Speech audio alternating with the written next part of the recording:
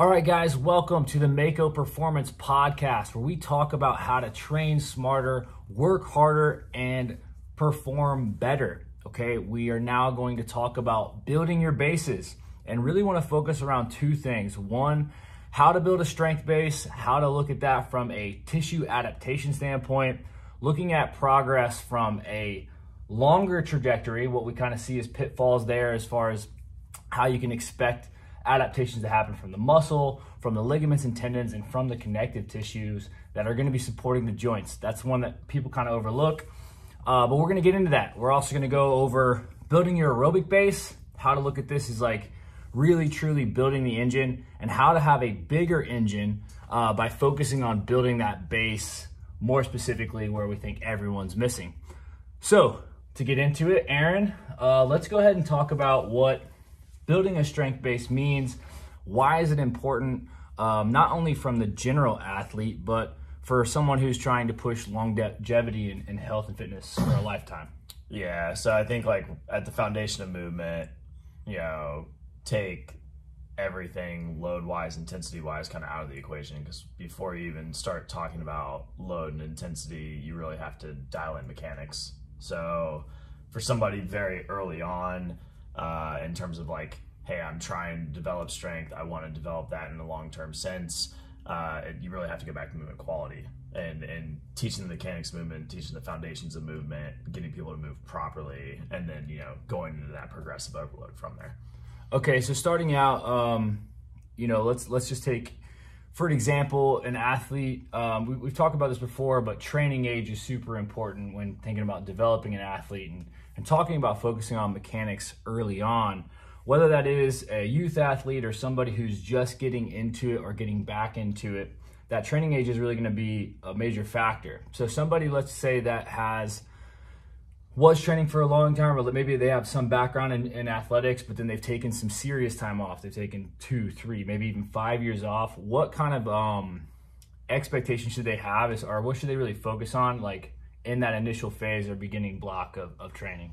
Yeah, I think kind of just establishing a baseline. So, in the earliest stages, it's like, there's really no sense in going in and going for like 1 rep max attempts and having that be like what you base the rest of your training off, right? So it's, hey, what can I do today? What can I do that feels good, moves really well, the quality's still there, and then just building from there. So like even in like our squat progressions, it's like we might have a percentage that's attributed to that, but it's like the coach should be giving you an idea of like, how should this feel? How should this be moving? It's a lighter percentage, it should move really fast, it should be crisp. And then when we're getting into more like maximal attempts or maybe pushing something like a rep max, it's like, all right, today's your day to kind of push yourself, see where the wheels start coming off, but just having a gauge on like when you shut that down and what, your restriction is on that. Yeah, so building a nice strong base, let's put it, if you're really trying to get better, even in the CrossFit workouts, where we look at CrossFit as being a strength and conditioning program, the way we run it specifically, we do a lot of linear strength progressions, auto-regulation strength progressions. But the reason why you need to be stronger in that specifically, it allows you to kind of push the intensity into this aerobic based stuff. So it's really hard to do a workout that, let's call it Fran, that has pull-ups and thrusters. Thrusters are at 95 pounds for the guys, 65 for the ladies.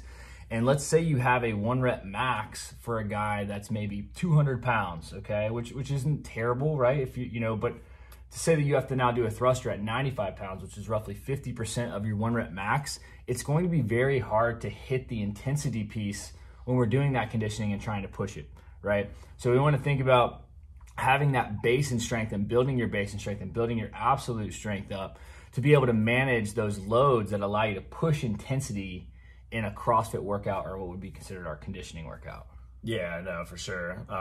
If your max is 200 and even a 95-pound barbell is almost 50% of your max, you push that max up to 300, it becomes more efficient. Yeah, it's now 33. Yeah, it's now 30%, roughly. And so that's why it's important to do that, because if you're not scaling in those workouts when you should be scaling, and it says 95 and you have that 200, 225 pound back squat, you should be scaling that back, correct? Yeah, no, for sure. So, that I think it goes back to like the stimulus on the day. I think, in the class setting, you know, if you're working with a coach directly, that coach should be giving you some guidance on that. Hey guys, it's a, you know, it is, you know, so the example that you had is Fran, you know, hey guys, this is the intensity zone that we're looking for. This is a max 21, 15, 9, guys. Yeah. 21, 15, 9 thrusters and pull-ups. For those of you guys that don't know. Yeah, maybe newer, never have seen this workout. 21, 15, 9 pull-ups and thrusters. It's 2 movements. It's really fast. You know, world-class level. They're doing it in what, like 2 minutes, 2 minutes, yeah. maybe some just under sub 2 minutes.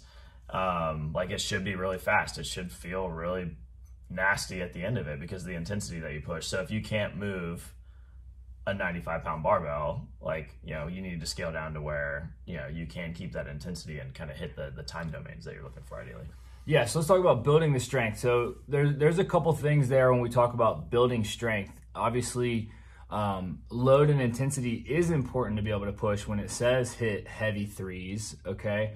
And that's where you need to kind of be thinking about how do you approach this when we look at, like, we need to be recovered to be able to hit it, but how should we be looking at this on a day-to-day basis if we know, like, we're going to be doing this heavy squat and then something after that?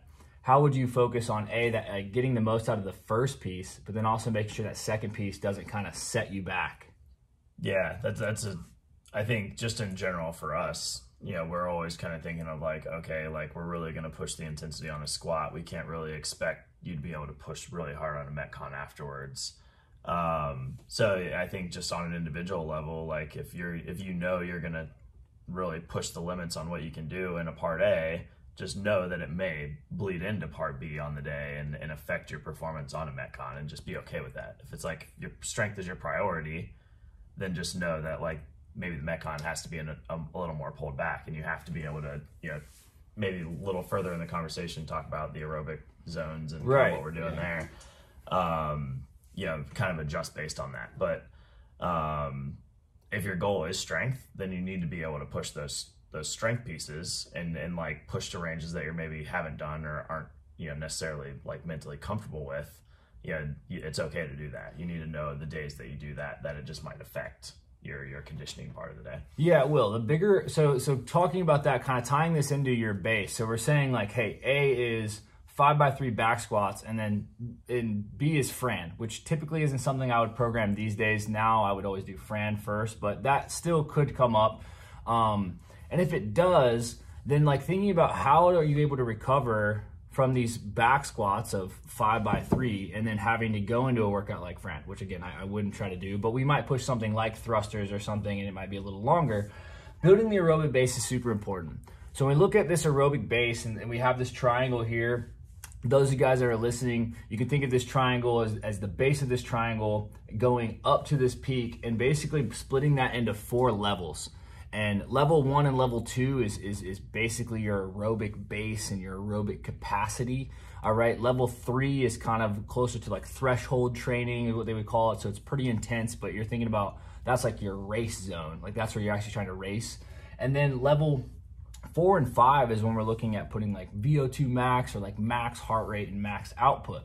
Now, thinking of this base as like this low zone 1 being walking for most people. And then if you're competent and you're able to run, you can run in that zone. And if you haven't been running, you can't run in that zone very much.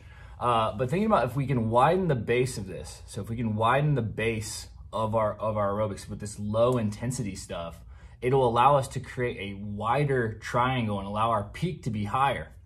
Now, this base of the triangle as well allows us to A, hit more volume, B, recover from the volume, and also have a shorter turnaround between A and B, right? If we're hitting those, or you're doing a competition, it allows you to recover between workouts faster, hit higher intensities, and basically be able to reproduce or replicate that high intensity a lot faster. Yeah, right. Yeah, and I think just from, you know, like the programming that you guys are seeing, you guys are getting a lot of this without maybe not even knowing it. You know, think your Thursdays, think, you know, even some of the longer pieces that we've had recently with like those like on the 5 minutes, 4 to 5 rounds, where it almost turns into just like a 25-minute easy mover because the intensity's pulled back a little bit. Like those are the times that we're in, you know, zone 1, zone 2 here. Yeah, so things you guys can kind of think about on a day-to-day basis when in the class. Like we said, we have that kind of written in at least once, twice. I actually try to hit it 3 times. I would rather be doing more higher intensity on the squatting, moderate to low intensity in the conditioning, and then like 1 to 2 days pushing high intensity in the conditioning. And that's kind of what we look at as the best way to allow you guys to recover and move forward. If you're doing those Thursday workouts and you're really gassed, then you're probably going too hard. In general, when we're looking at this zone 1, it should be able to be breathed in and out the nose pretty consistently. When we get into zone 2, we may be in the nose, out the mouth, but it should still be something we should be able to maintain the same amount of output for at least an hour, okay?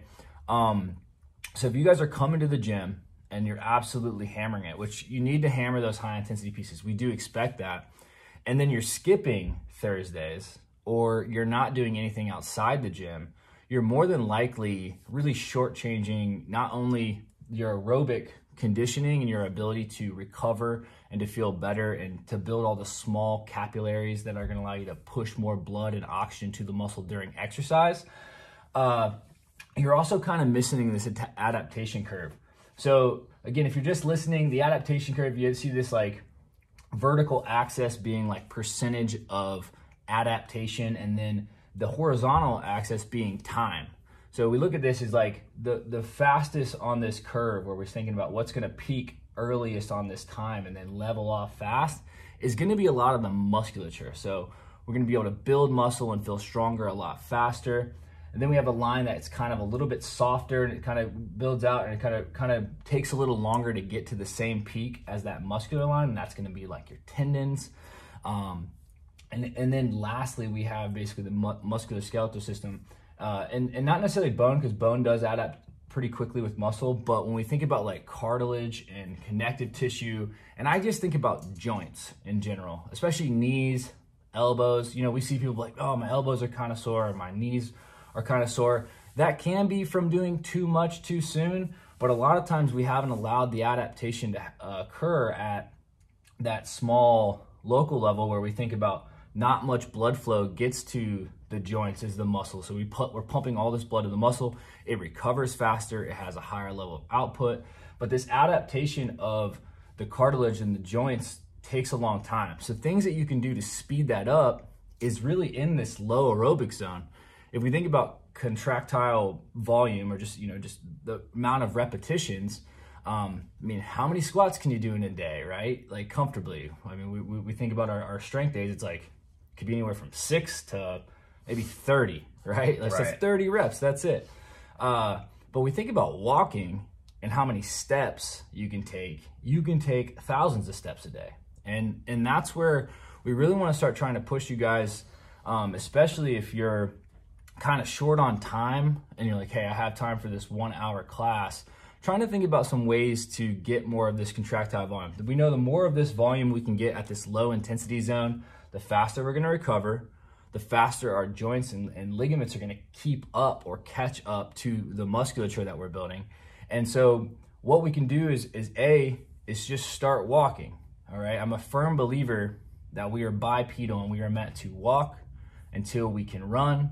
And then we run for as many years as we can until we have to walk again. And then as we lose our ability to walk, that's when we have to really start considering, like, that's where like the health span sort of decreases, right? Once we become sedentary, we get stuck to a chair, wheelchair bound, or anything like that. We're trying to push that off as far as possible. So you guys could start, showing up a little earlier and just doing 30 minutes of walking, sled pushes, biking even. We'll count that at least from the aerobic base. Maybe we're not getting as much of the, small ligaments and tendon stuff, but we still are getting blood flow because we're moving. So we have 30 minutes on the bike before, 30 minutes on the bike after. That's an hour. So we're looking at accumulating as much as possible. What else can you do to kind of improve like or increase your volume of this stuff naturally? Yeah, I think like to a lot of like the excessive work that you guys might see us doing, especially when we talk about like banded work. So if we're going to talk about, muscle being the fastest to adapt, and then we get into things like, cartilage and ligaments, tendons more so, If we're trying to increase blood flow there, that's things that we're doing, on the daily, like, help support the elbows. We're going to, try to push some blood flow there with like tricep extensions and things like that. So all of that extra stuff that you see kind of written outside of class, it's not always there, but you can know, like in your own training, hey, I've got this thing with the elbow. It gets hot every now and then, especially when I'm in the front rack a lot. We're doing a lot of things that are, demanding on that external rotation, puts a little attention there. Doing some extra, blood flow stuff with the bands, high volume sets of like 30 to 40 for 3 to 4 sets. It's just going to increase the blood flow and help you recover. It's not going to beat you down.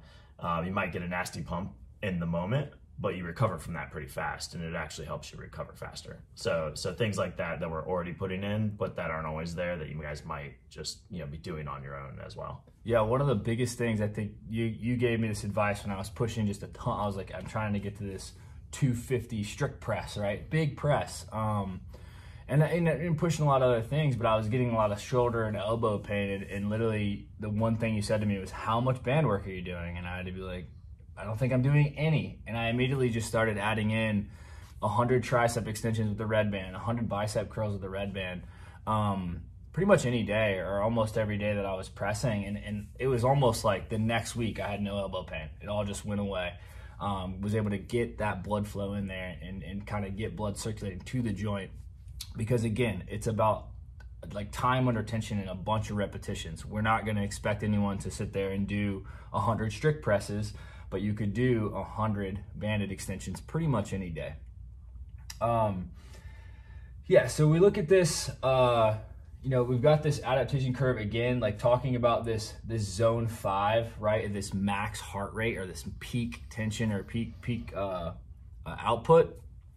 This is going to be dependent on the movement specifically. Okay, so everyone's max heart rate is always going to be a little bit different, but the movements that we have the most competence in are going to allow us to hit that better. So if we've built a solid base strength in it, and let's go to running again, because it's easy to kind of conceptualize. If we don't have the strength to walk several miles, of course we can't run or hit max heart rate with running. If we can't push a run for at least 5 minutes, we're not going to be able to hit max heart rate there. But maybe we can bike, right? So we push people on the bikes. We could push on the rower if you have the technical ability to row. So kind of keep that in mind too, guys, is that there is a skill component of like, the better you are at a movement, the harder you're going to be able to push intensity. So when you're learning movements, like let's look at the workout Cindy, okay? So Cindy's a good one to think about. It's 15 air squats, 10 push-ups, and 5 pull-ups. Let's say you have a very competent squat, you're good at air squats, you have decent push-ups, you can do that in 2 to 3 sets, but the pull-ups are where you're trying to work and build that skill and build that volume. That's what you're trying to accomplish. Intuitively you might think, let's go really hard on the air squats, let's push on the push-ups, and then do whatever we have to do on the pull-ups. But realistically, what you could think of is like these movements that you're really dominant in, slow it down a little bit. Moving those in a little bit more controlled. If you're gonna move at, let's just call it your 90% speed, again, perceived effort, let's back it down to 75 perceived effort. Allow yourself to move through this workout very consistently, and then on the pull-ups that you're trying to actually get better at, push the intensity there. Do that in as few sets as possible. The only way to really get bigger sets or better movements in any kind of movement is to do bigger sets and do better movement. Find a way to try to push bigger sets and more quality sets. Yeah, you can't push quality sets if you're super, super tired. Right. Okay, and though our program, we do allocate very specific times on like EMOMs and stuff like that to do it, in a general workout that's going to come up, you need to think of just how you can maximize that by saying, this is where I'm going to try to pace, and this is where I'm going to try to really focus my intent for this workout to get the most out of it. Yeah, no, I totally agree. Cool. What else we got, Aaron? I think just, with both of these, when we're talking about building a base, what we're really talking about is just like, go back to like, this is the foundation, guys. Like, we're trying to set people up for long-term progress and just keeping that in mind. So this is taking the more like process-oriented approach and not looking for like the quick, easy solution to anything, right? So it's, realizing that there's very specific things we're trying to achieve early on that are just going to allow you to continue to progress longer and longer and sustain that for a long period of time. That's, I think, the big thing to reiterate.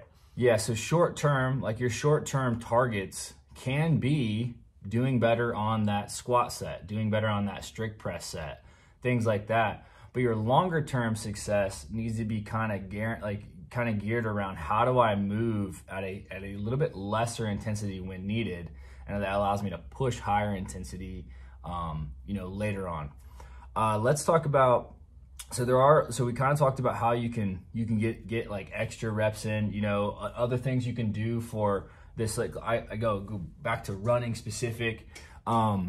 If you're not able to run and running sounds awful to you, I do believe it is something you should pursue. The ways that I've worked with athletes and am currently working with athletes to do this is we start out doing a lot of walking. We'll even do weighted walking, so adding a weight vest to the walk. What that allows us to do is add load, right? We're adding load to the knees, the ankles, the spine, everything as we walk, and we're getting more volume in there. Once they've hit that, we can progress to like a walk and then jog. Again, keeping sure when we jog, we're staying in that zone 1, maybe zone 2. And then eventually that run gets longer and we start doing time durations and we start pushing a little bit more volume.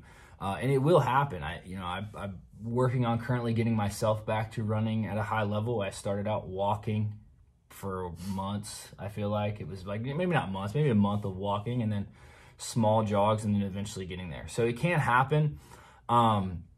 That is something that, like, if you do want help with, like, I'm super geeking out on how to build aerobic bases. I do think it is the key thing that, like, in a class setting, it's sometimes hard for us to be able to manage because we have 1 hour. And we do know high intensity training gets you the most fit. Okay, so all this higher zone stuff makes you more fit. It will push your cardiovascular health. It'll push your ability to produce more force and be able to get more work done.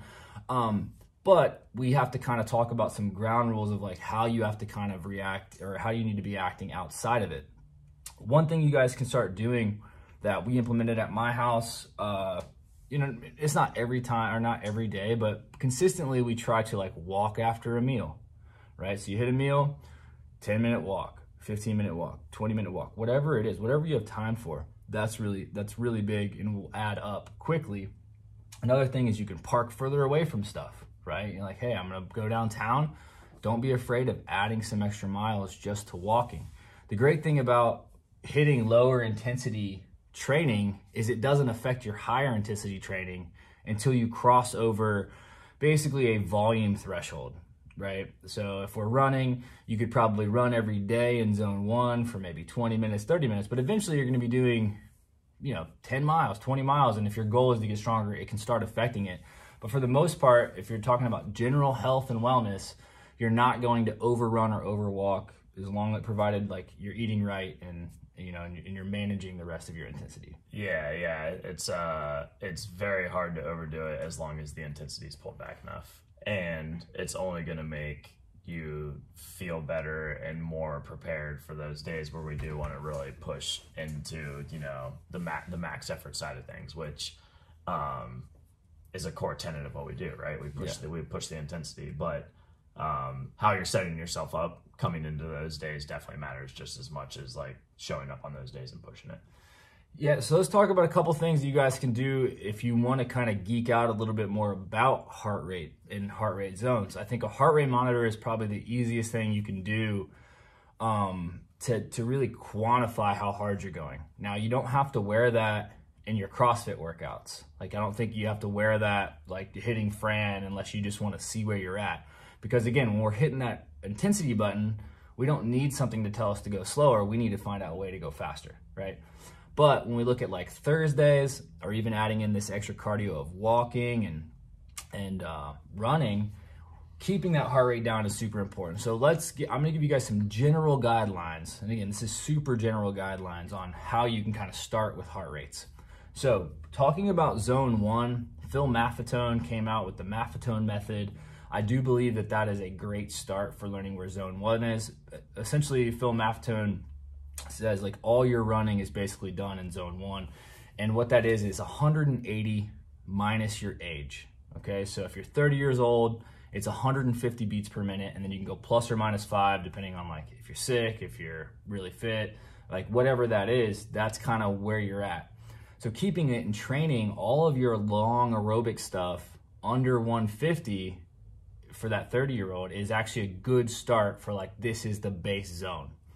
After that, like that zone 2, you know, again, we're okay with going into zone 2. We know that that still is going to build your aerobic capacity. It's not going to overtax the system.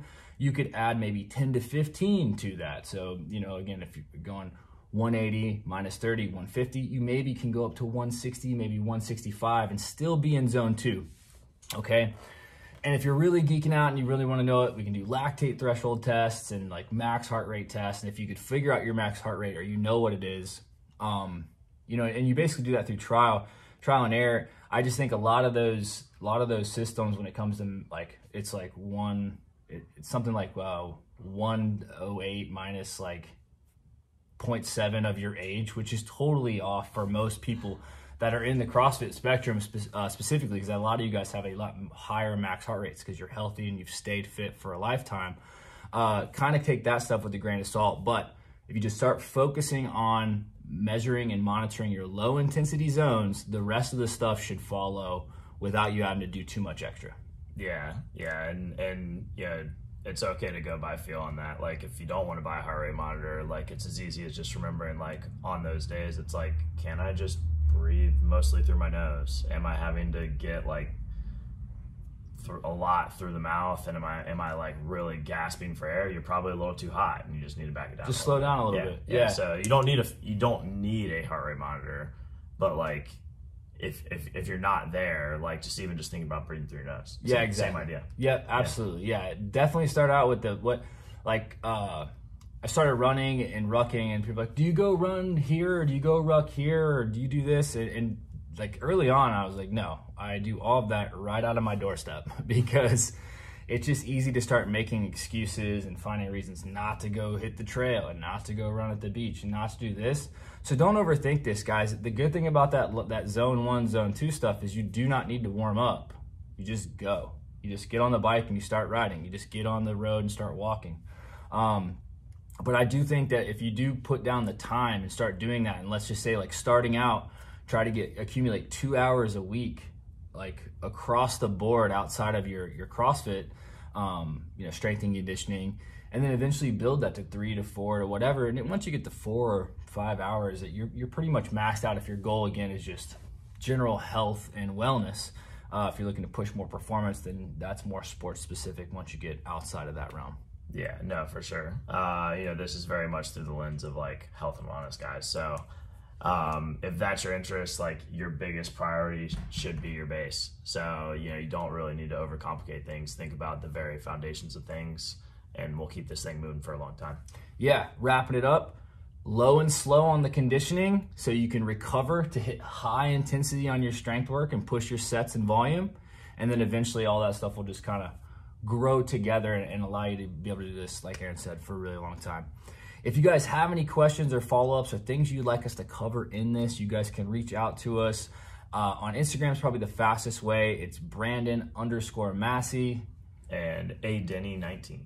Awesome, guys. Hope you enjoyed this episode, and we'll see you next time. Let's get it.